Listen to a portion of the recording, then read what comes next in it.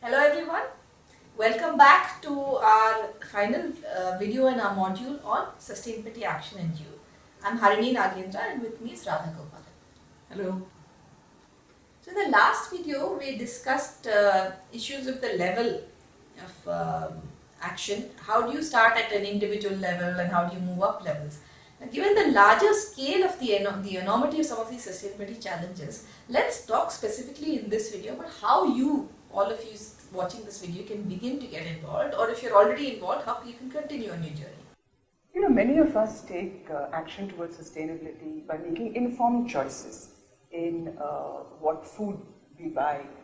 Say, for example, buying more local foods than buying imported foods, because when you do that, you're actually choosing to consume foods which are grown, which are grown in such a way that they're more suitable for local soils and climate. And there could be other choices you make, take a cloth bag with you instead of receiving the plastic bags from the shops, etc.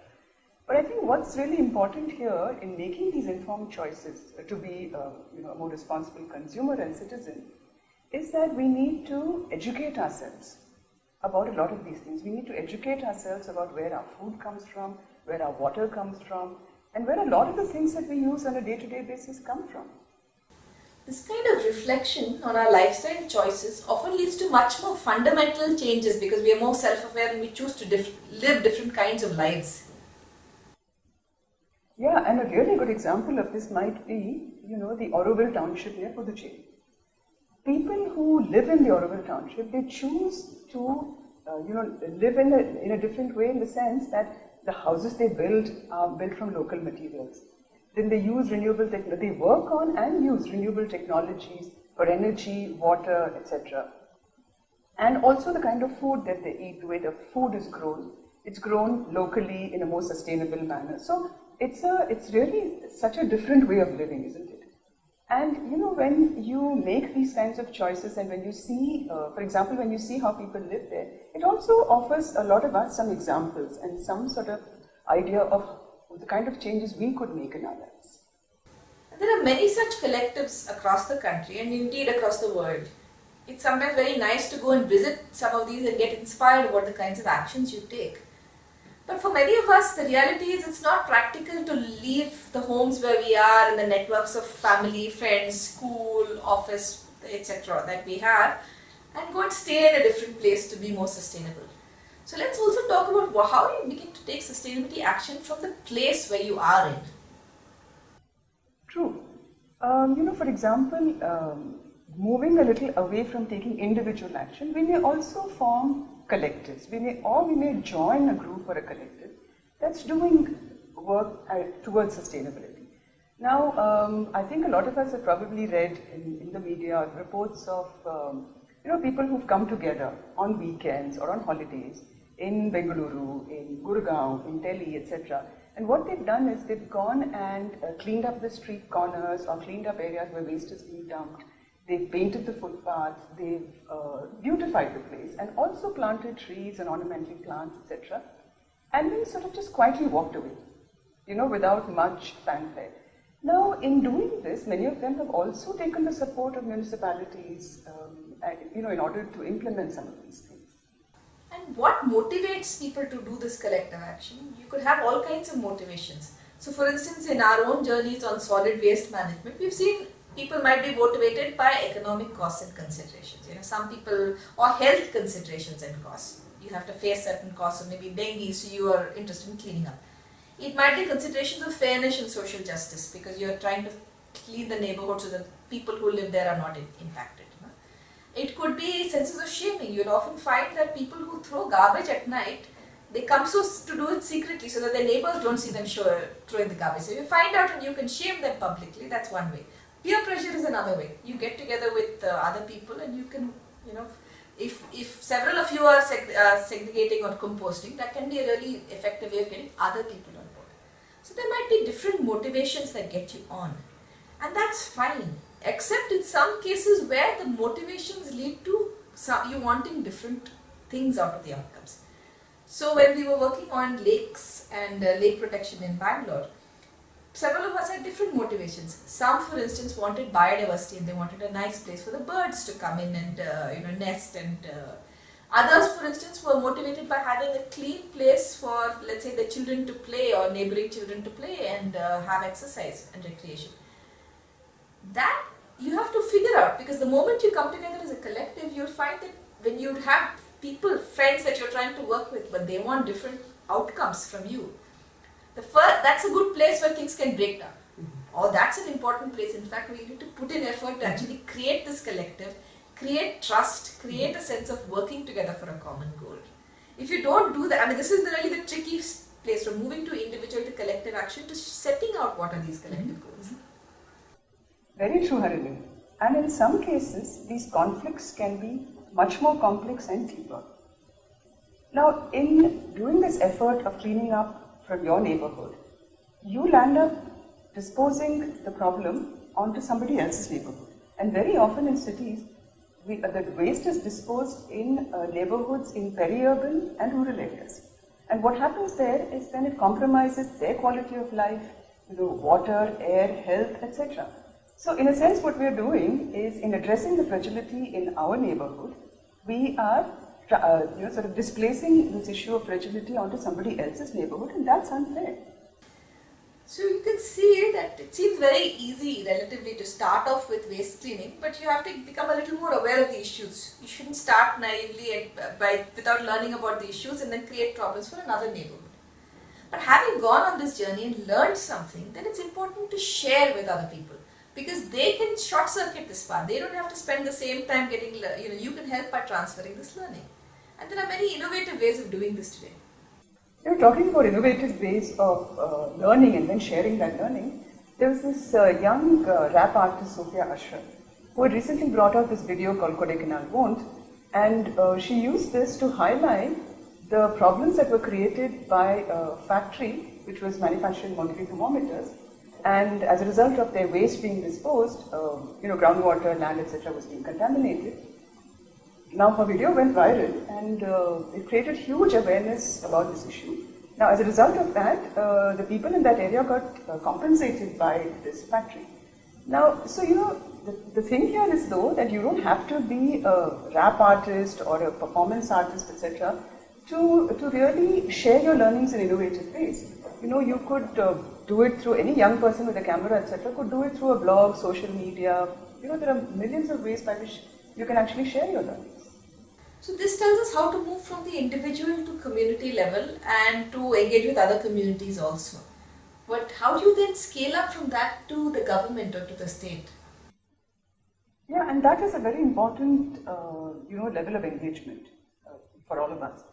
So here I'd like to actually take this example of Chennai city. In 1999-2000, during that period, Tamil Nadu was going through a very severe drought. And the government was trying to find ways to deal with it. But in Chennai itself, there was this grassroots citizens initiative called Rain Center. And since 1995, this group actually had been harvesting rainwater through rooftop rainwater harvesting systems. And they started campaigning, in around 2001, they started campaigning around the city to support any efforts that the government would be making towards this end. Now the government recognized this work, and in fact the person who started the Rain Center was taken into the high-level committee to develop a strategy for not just the city but for the state as well. And that resulted in the state actually modifying legislation even to enforce rooftop rainwater harvesting in the cities so that the groundwater would recover. So here, it's very interesting how this citizens' effort was involved both at the campaigning level at the city as well as contributing to development of the strategy. And interestingly, the people who started the Rain Center in Chennai, none of them were experts. I mean, they were not water management experts or anything, but they still learned from practice. That's actually very interesting, because if you think of lakes in Bangalore, the groups that started working on lakes were not experts as well. They learned along the way and they had the chance of talking to experts, which helped them. And similarly with solid waste in Bangalore, a number of people got together to look at solid waste segregation, and in fact the guidelines that they came up with for segregation were so useful that the High Court has asked now the Bangalore municipality to take that into account while devising a strategy for the whole city. So you see, you don't need to be daunted by your own lack of expertise with solid waste or water or whatever sustainability challenge you address to begin work. It's important to deepen this by talking to experts and learning. And similarly, to take a sort of more provocative example, if you want to engage with government, you don't have to be the chief minister or prime minister of the country, right? You can engage with the government in many other ways just as a regular citizen. And I think sometimes it's also necessary to compel, the state to take action. Now, here I'd like us to look at the example of BT brinjal, the genetically modified variety of brinjal. So companies were promoting introduction of BT brinjal into the Indian market and to our food systems. And the BT brinjal variety was designed to resist a particular pest that often affects brinjal varieties. Now, many people thought that because there isn't adequate long-term scientific evidence on the safety of genetically modified foods, so many people actually were worried about its potential impact on both human health and ecological systems. Now, towards this end, actually, a lot of farmers, students, scientists, academicians, civil society, and many others got together and protested against the introduction of BT brinjal. Now, this compelled the government of India to actually hold public consultations across many cities. And what was the outcome of that, right? The outcome of that was that the government of India actually imposed a moratorium on the introduction of BT brinjal to India. So engaging with sustainability can be done at different levels: individual, community, government, and knowing what level to act at which time is something that we need to decide. Exactly. Now for example, if there is a pothole in front of your house, right, you could go ahead and fix it yourself. Or you could petition your ward officer, municipality or panchayat and get it fixed. Or you could even approach your corporator. But then if there is a missing footpath, then what do? You have to work at different levels. Now, the same thing is true for any issues around sustainability. Now, whether it is potholes, footpaths, or even climate change, actually. Because, in climate change, governments have to be compelled to act, and citizens play a very important role there to pressurize their respective governments and even their markets to act. So, therefore, this kind of action at multiple levels, as you suggested earlier, is absolutely true. So, Radha, could you summarize for us whatever we've learned so far today? Sure. I think one of the first things that has emerged from our discussion today is that as individuals, we can engage in multiple ways. And often we start by changing our own lifestyle. But that's not really enough. We need to also start or maybe even join local community groups to take sustainability action. Now, in taking sustainability action, often we learn from experts and also through our own practice. And whatever we've understood and the learnings that have emerged from this, it's also important to share these learnings with others. Now, another point that has emerged, I think, from our discussion is that we can also take action by engaging with the state and the market in multiple ways, by collaborating as well as compelling them to act. And finally, I think in taking sustainability action, we need to consider when to act and at what level to act. Which brings us to the final point really of today's discussion. We've been teaching sustainability for many years now. And many people, when they first learn about sustainability issues and the scale and the magnitude of the challenge, get overwhelmed. In fact, sustainability is often accused of being what they call a dismal discipline because it's very sad. You get very depressed.